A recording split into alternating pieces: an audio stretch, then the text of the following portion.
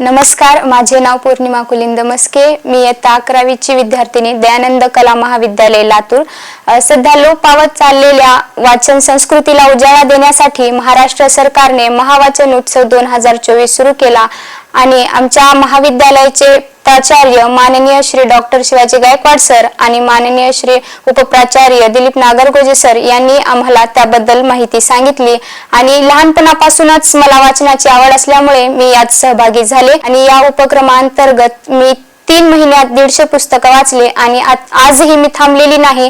तर आता माझे पुस्तक 225 हे वाचून झालेले आहेत. मी वाचलेल्या काही पुस्तकांची नावे आहेत: स्वामी विवेकानंद या पुस्तकाचे लेखक आहेत स्वामी ब्रह्मानंद, डॉक्टर बाबासाहेब आंबेडकर या पुस्तकाचे लेखक आहेत विठ्ठल लांजेवार, बोल बोलता करोडपती या पुस्तकाचे लेखक आहेत राम भावे आणि संत तुकाराम महाराज या पुस्तकाचे लेखक आहेत प्राध्यापक डॉक्टर बाळकृष्ण लळित. आणि मी काही कविता संग्रही वाचलेले आहेत आणि त्या कवींची नावे आहेत जसे की कुसुमाग्रज, सुरेश भट. आणि सुरेश भट यांची कविता मला खूप प्रेरणादायी ठरली. ती कविता मी तुमच्या समोर सादर करीत आहे.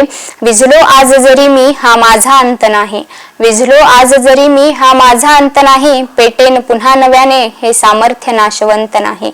छाटले जरी पंख माझे, छाटले जरी पंख माझे, पुन्हा उडेन मी, अडवू शकेल मजला अजून अशी भिंत नाही.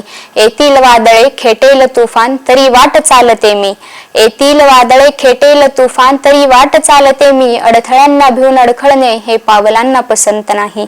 माझी झोपडी जाळण्याचे झालेत प्रयत्न कैककावे, माझी झोपडी जाळण्याचे झालेत प्रयत्न कैककावे, जळेल ती झोपडी अशी आग ती ज्वलंत नाही, अशी आग ती ज्वलंत नाही, अशी आग ती ज्वलंत नाही. धन्यवाद.